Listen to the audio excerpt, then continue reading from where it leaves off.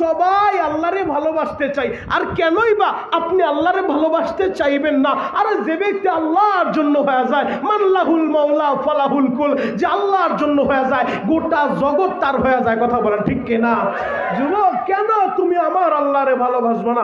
আমার আল্লাহ বড় আদর কইরা তোমারে বানাইছে, আমার আল্লাহ বড় পছন্দ কইরা তোমারে বানাইছে, আমার আল্লাহ বড় ভালোবাসা তোমারে বানাইছে, তুমি কেন ওই আল্লাহরে ভালোবাসবে না? অতএব আমরা জীবনে যতদিন বাঁচবো আল্লাহকে ভালোবাসবো, নবীকে ভালোবাসবো। কথা বলেন ঠিক কিনা? তো নবীকে তো আমরা সবাই ভালোবাসতে চাই।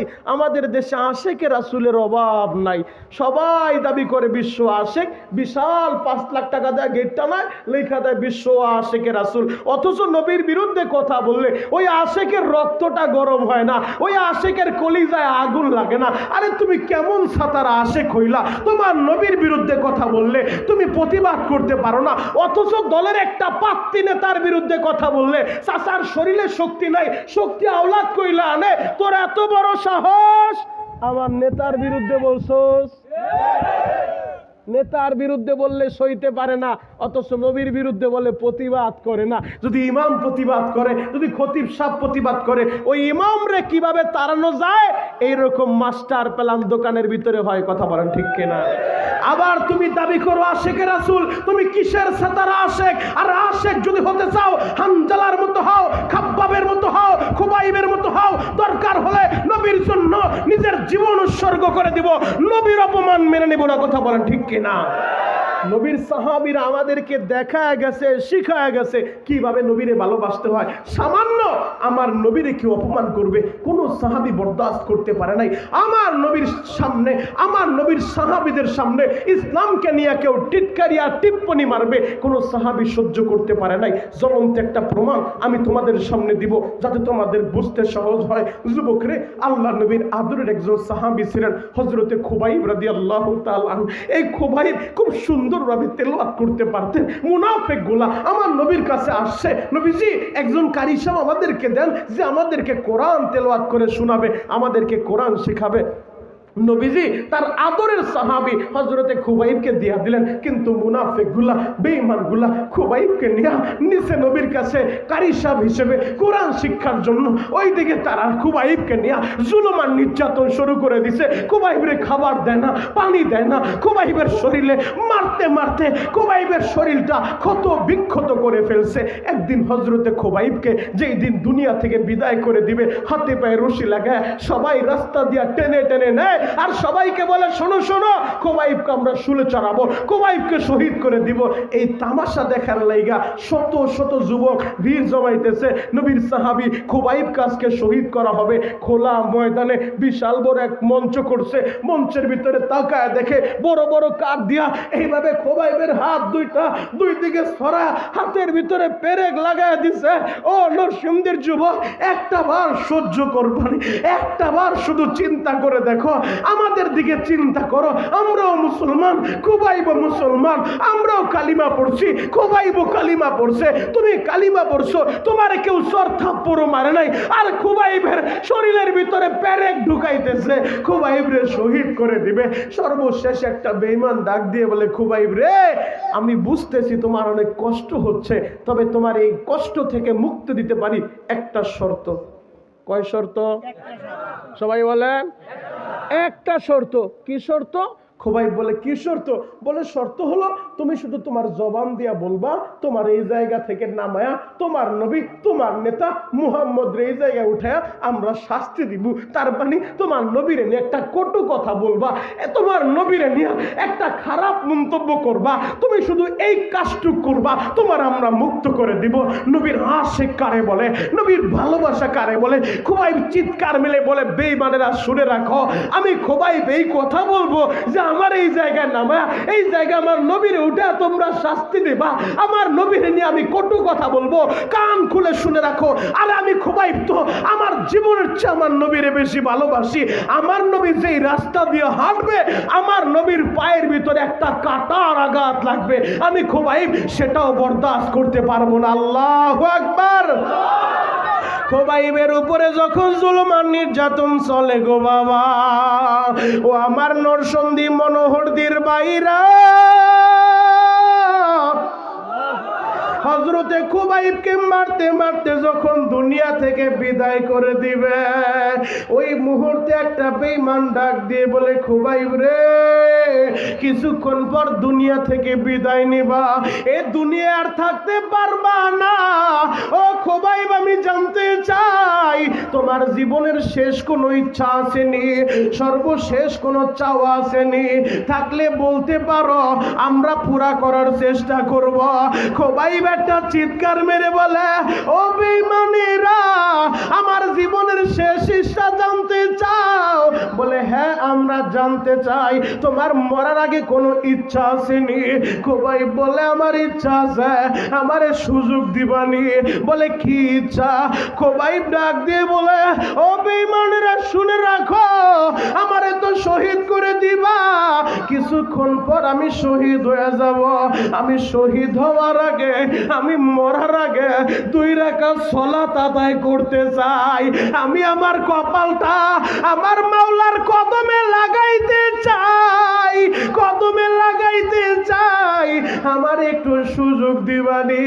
বেঈমানগুলা বলল, ঠিক আছে খুবাইব যাও, তোমারে আমরা সুযোগ দিলাম, তোমার হাতে পায়ে রশিটাও ছাইরা দিলাম, যাও সালাত আদায় করো।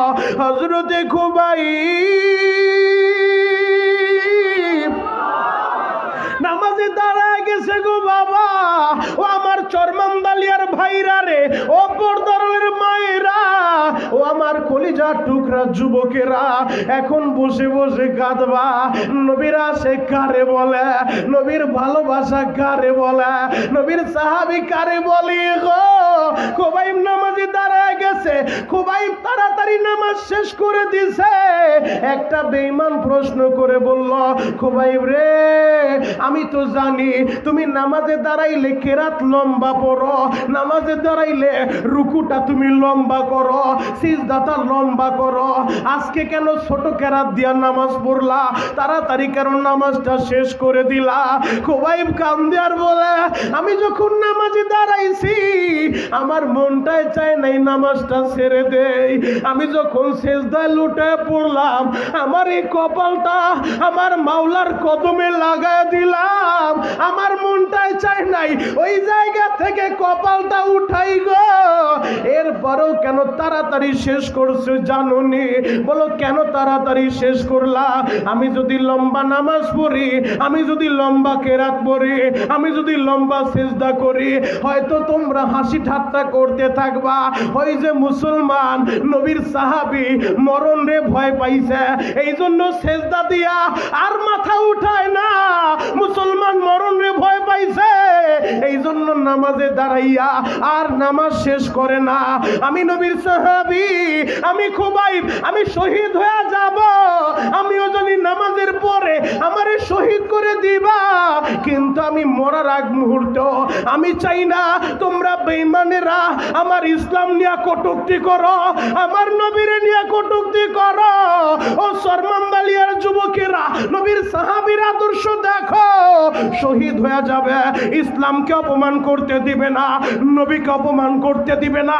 ওই নবীর সাহাবীদের মতো, খুবাইবের মতো, খাব্বাবের মতো তোমরাও তৈরি হয়ে যাও। যে পরিস্থিতি আসুক, নবীর অপমান আমরা বরদাস্ত করব না। যদি আমার নবীকে নিয়ে কোন নাস্তিক কথা বলে, ও যদি দলের বড় নেতা হয়, ওর পরিচয় নেতা না, ও মানবতার দুশমন, মুসলমানের দুশমন, আল্লাহর দুশমন। ওই নাস্তিক যদি তোমার এলাকায় জন্ম নেয়, নবীর বিরুদ্ধে, আল্লাহর বিরুদ্ধে কথা বললে, ওরে জুতা দিয়া বাইরে জানতা পুঁতে ফেলতে কে কে রাজি আছো? হাত গোলা দেখা।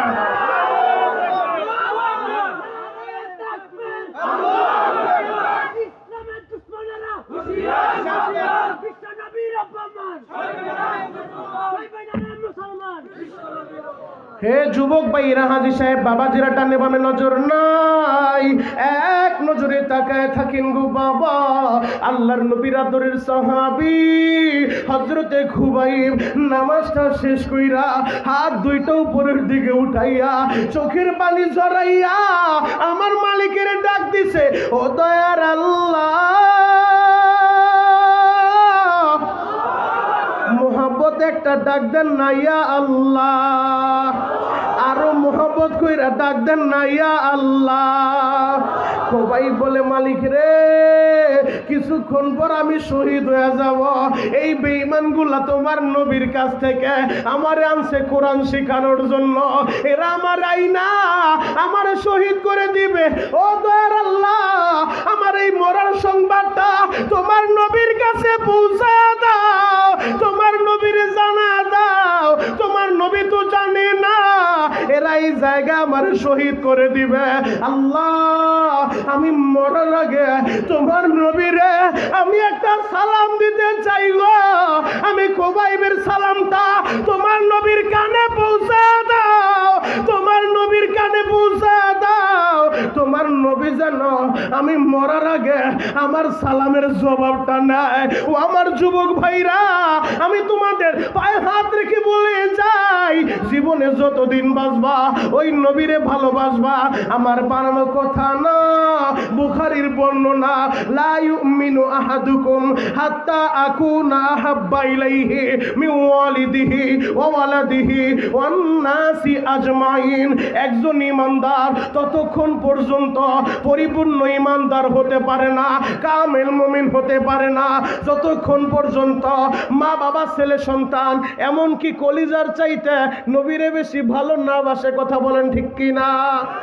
তাহলে আমরাও সাহাবায়ে কেরামের মতো আমাদের মায়ের চাইতে, বাবার চাইতে, ছেলের চাইতে, মেয়ের চাইতে, এমনকি কলিজার চাইতে নবীকে বেশি ভালোবাসতে চাই। কথা বলেন ঠিক কি না? আল্লাহর নবী উহুদের ময়দানে যখন যাবেন, মক্কা মদিনা থেকে প্রায় 4 কিলোমিটার দূরত্ব, বাবে উহুদ মসজিদ নববীর একটা দরজা আছে। আমি যখন মক্কা মদিনায় যাই, গত মাসেও যখন গেছি, আমি যতবার আল্লাহ আমার নিচে, আমি প্রতিদিন বেশিরভাগ মদিনায় থাকলে চেষ্টা করি প্রতিটা দিন উহুদের ময়দানে যাওয়ার। কেন যাই জানো? উহুদের ময়দানে গেলে আমার নবীর স্মৃতির কথা মনে পড়ে যায়। এই ময়দানে আমার নবী তার তাজা 2টা দাঁত শহীদ করছে কোরআনের জন্য, ইসলামের জন্য। এই উহুদের ময়দানে আমার নবীর মারতে মারতে নবীর শরীর থেকে রক্ত ঝরতে বেহুশ হয়ে পড়ে গেছে। বাবে উহুদ থেকে সোজাসুজি উহুদের পাহাড়টা দেখা যায়। যুবক রে, ওই উহুদের ময়দানে যখন নবী আমার যাবেন, নবী আমার সাহাবীদের তালিকা করতেছিলেন। হঠাৎ করে নবীর আদরের সাহাবী, ও যুবক, তোমাদের মতো একটা যুবক এ জায়গায় যেহেতু যুবক অনেক, এজন্য আমি যুবকদেরকে বলে যাই, তোমাদের মতোই তো যুবক ছিল হানজালা, আরে তোমাদের মতো যুবক তো ছিল হযরতে বিলাল। আমার আল্লাহ তো বংশ দেখে না, আমার আল্লাহ ক্ষমতা দেখে না, আমার আল্লাহ টাকা দেখে না। যদি বংশ দেখতো, যদি টাকা দেখতো, যদি চেহারা দেখতো, যদি ক্ষমতা দেখতো, কোনোদিন হযরতে বিলাল এত দামি হতো না। আমার নবী মেরাজে যায়, আরশে আজিমে যায়, বিলালের কদমের আওয়াজ শুনতে পায়। যদি বংশ দেখতো, টাকা দেখতো, ক্ষমতা দেখতো, চেহারা দেখতো, কোনোদিন বিলাল এত দামি হইতো না। যুবক, আমার আল্লাহ বংশ পরিচয় দেখে না, আমার আল্লাহ দেখে তোমার অন্তর, আমার আল্লাহ দেখে তোমার কলব। যুবক, তোদের পায়ে হাত রেখে বলে যাই, বিলালের মতো হয়ে যাও, হানজালার মতো হয়ে যাও। দুনিয়া একদিকে চলে যাবে, কিন্তু নবীর রেখে যাওয়া দ্বীন, নবীর রেখে যাওয়া ইসলাম, নবীর রেখে যাওয়া কোরআন আমরা নিয়ে বাঁচতে চাই। কথা বলে ঠিক কিনা? নবী আমার উহুদের ময়দানে যাবেন, তালিকা করতেছিলেন। হানজালা দৌড়ে আসছে, নবীজি আমিও আপনার সাথে যুদ্ধের ময়দানে যাব। নবীজি বলে, সবে মাত্র বিয়ে করলা, নতুন বিবাহ, আজকে তোমার বাসর হবে না, না না, আজকে তোমারে নেওয়া যাবে না। যাও, তুমি বিবির হক আদায় করবা, বিবির সময় দিবা। নবী আমার দয়ার নবী, মায়ার নবী, উম্মতের দরদি নবী হানজালাকে নেয় নাই, হানজালাকে রাইখাই চলে গেছে। উহুদের ময়দানে যায় যখন একটা পর্যায়ে যুদ্ধ চলতে আহারে রুমা পাহাড়ের পিছন দিক থেকে বেঈমানগুলা অতর্কিতভাবে হামলা করলো। একটা পর্যায়ে পিছন দিক থেকে আমার নবীরে এমন জোরে কোপ মারছে গো বাবা, নবীর মাথায় যে লোহার হেলমেটটা ছিল, এই হেলমেটটা ভাঙিয়া চোয়ালের মধ্যখান দিয়া দুইখা নবীর দাঁত শহীদ হয়ে গেছে। রক্ত ঝরতে নবী আমার ময়দানে পড়ে গেছে। হযরতে আবু বকর আমার নবীরে দইরা আহারে গাড়ির উপরে উঠাইয়া উহুদের পাহাড়ের উপরে উঠা গেলেন, আমার নবীর রেস্টের ব্যবস্থা করে দিলেন। এই দিক দিয়া পুরা ময়দানে খবর হয়ে গেছে কতিলা মুহাম্মদ, মুসলমানের নেতা মুহাম্মদ শহীদ হয়ে গেছে। এই সংবাদ যখন ছড়ায় দিছে, সাহাবীর আর তরবারি চালাইতে পারে না। কার লাইগা বাইচা থাকবো? নেতাই যদি না থাকে, আমার নবী যদি না থাকে, আমরা কার জন্য বাঁচবো? পুরা ময়দানের ভিতরে শোকের ছায়া নেমে গেছে বাবা। এদিক সেদিক দিক বেদিক ছুটাছুটি করতেছে, সবার ভিতরেই শোকের ছায়া। আমার নবী নাই, নবী আমার শহীদ হয়ে গেছে। ও আমার চরমন্দালিয়ার যুবকেরা, এই সংবাদ শুধু উহুদের ময়দানে ছিল না, 4 কিলোমিটার দূরত্ব মদিনার অলি গলিতেও ছড়ায় গেছে। কে যেন ডাক দিয়ে বলে, নবীর সাহাবীরা, তোমাদের নবী নাই, নবী নাই, নবী শহীদ হয়ে গেছে। নবীর আদরের সাহাবী যুবক রে, তোমাদের মতোই যুবক হযরতে হামজালা রাত্রিবেলা বিবির হক আদায় কইরা হামজালা গোসলখানায় ঢুকছে, গোসল করবে। কে যেন ডাক দিয়ে বলে, হামজালা রে, নবী নাই, নবী উহুদের ময়দানে শহীদ হয়ে গেছে রে হামজালা। এই সংবাদটা শোনার সাথে সাথে হামজালা একটা দৌড় মাইরা ঘরের ভিতরে ডুইকা, আরে তোর বাড়িটা হাতে নিয়া হামজালা বের হয়ে যাবে। বিবি বলে, স্বামী গো, গেলেন গোসল করতে, গোসল না কইরাই রুমে আইসা তরবারি নিয়ে আবার কোথায় ছুটলেন? হামজালা বলে, বিবি রে, আমারে ডাক দিস না রে বিবি, কথা বলার সময় নাই। আমার দয়ার নবী, মায়ার নবী, উম্মতের দরদি নবী উহুদের ময়দানে শহীদ হয়ে গেছে রে, শহীদ হয়ে গেছে। বিবি গো, আগে উহুদের ময়দানে যাব। বিবি বলে, স্বামী গো, আমি নিষেধ করব না, বাধা দিব না, আপনি তো নাপাক, আগে গোসলটা কইরা শরীরটা পবিত্র বানাইয়া এরপরে ময়দানে যান, আমি আপনারে বাধা দিব না। হামজালা কেমন আসে গো বাবা? হামজালা বলে, বিবি রে, আমি যদি গোসল করতে যাই দেরি হয়ে যাবে। যেই বেঈমানগুলা আমার নবীর শরীরে আঘাত করছে, ওরা হয়তো ময়দান ছাইরা পালায় যাবে, আমি গোসল কইরা সময় নষ্ট করব না। হামজালা পাগলের মতো ছুটছে। ও মান্দালিয়ার যুবক, ও সরমান্দালিয়ার যুবক, ও মনোহরদির যুবক, তোমাদের মতো যুবক হামজালা পাগলের মতো সুইটা উহুদের ময়দানে আইসা নবীর প্রেমে পাগল হইয়া যুদ্ধে ঝাঁপায় পড়ছে গো বাবা।